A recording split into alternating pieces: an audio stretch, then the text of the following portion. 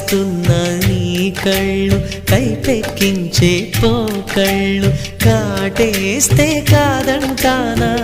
ఇప్పుడైనా వయసేమైనా సొగసేమైనా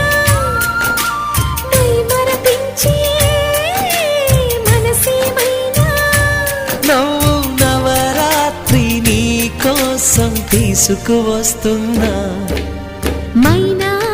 ఏమైనావే మన్మథ మాసం అయినా ఎంతైనా ఇది మెత్తని మోసం తీయనైన తీరిక తీర్చమంది కోరిక